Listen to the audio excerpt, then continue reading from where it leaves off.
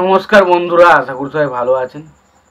তো বন্ধুরা, এখন যে বিষয়টা নিয়ে কথা বলবো সেটা হচ্ছে আমির খানের আপকামিং সিনেমা, যেটার নাম হচ্ছে সিতারে জামিন পার।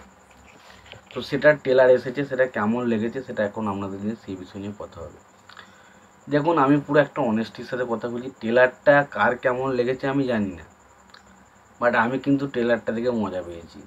ট্রেলারটার মধ্যে সত্যি বলছি মজা রয়েছে। এবার বিষয় হচ্ছে, অনেকেই দেখছি বলছি নাকি এই সিনেমাটা একটা স্প্যানিশ ছবি, চ্যাম্পিয়ন বলে নাম, সেই ছবিটার নাকি রিমেক।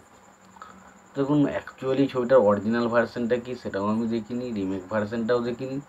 শুনেছি এর আগে অনেক ভাষাতেই রিমেক হয়েছে, সেগুলোও আমি দেখিনি। তো আমার কাছে একটা পুরো ফ্রেশ ছবি হচ্ছে এই সিনেমাটা, সিতারা জামিন পার। তো সিনেমাটা দেখুন, প্রথমত যে সিনেমার যে কনসেপ্টটা সেটা আমার কিন্তু খুব ভালো লেগেছে, এবং স্পেশালি ছবির কমেডি পোর্শনটা দুর্দান্তভাবে ছবিতে ওয়ার্ক করতে চলেছে। এবং আমি মনে করি, ধরুন এই ধরনের সিনেমার মধ্যে যখন যে কমেডিটা দেখাচ্ছে, কিন্তু ছবির সব থেকে হাইলাইট পয়েন্ট যেটা হয় সেটা হচ্ছে ইমোশনাল পয়েন্ট। সেটা কিন্তু ছবির ট্রেলারে একটা জায়গাতেও রিভিল করেনি। তো আমি মনে করি যে সেই জায়গাটা কিন্তু মানুষকে কাঁদাবে।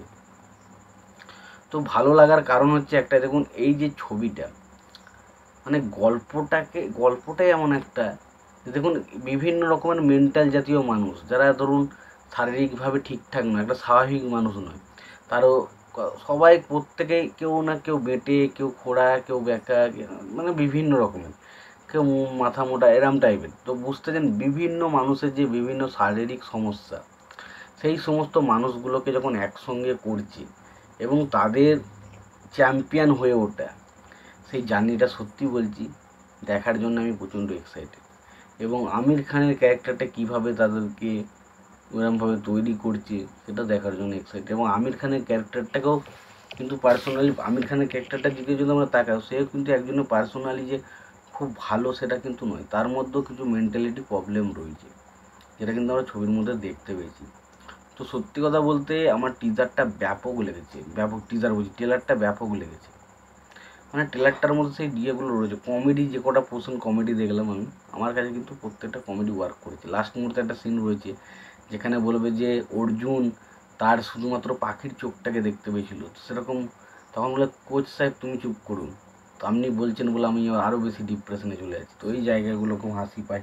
বা একটা জায়গা রয়েছে যেখানে দেখবেন বলটা মারছে আর লাইটটা ভেঙে যাচ্ছে, টিউবলাইটটা ভেঙে যাচ্ছে, এবং তখন বলছে এটা কী হলো, বলছে এটা সিক্সার হলো, তো বলে লাফাচ্ছে। ওই যে জায়গাগুলো, তো সত্যি কথা বলছি, মানে কমেডিগুলো আমার কাছে কিন্তু ওয়ার্ক করছে, আমার কাছে কিন্তু বেশ মজা পাচ্ছি। এবং সত্যি বলছি, সিনেমার কনসেপ্টটা দেখে ভালো লাগছে। এবার দেখা যাক সিনেমাটা কীভাবে প্রেজেন্ট করা হচ্ছে, ছবিটাই কেমন লাগে। আর আমার কাছে কিন্তু ট্রেলারটা আমার কাছে কিন্তু বেশ ভালোভাবে ওয়ার্ক করেছে। তোমাদের কেমন লেগেছে ট্রেলারটা অবশ্যই জানাতে ভুলো না। ভিডিওটি ভালো লেগে থাকলে লাইক কমেন্ট শেয়ার করে দিও। চ্যানেলটা নতুন হয়ে থাকলে অবশ্যই তোমরা চ্যানেলটা সাবস্ক্রাইব করে নিও, পাশে বেল আইকনটা অবশ্যই প্রেস করে দিও।